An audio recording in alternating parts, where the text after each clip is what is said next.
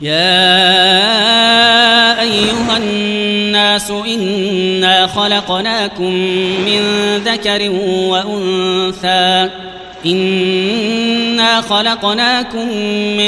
ذكر وأنثى وجعلناكم شعوبا وقبائل لتعارفوا إن أكرمكم عند الله أتقاكم إن الله عليم خبير.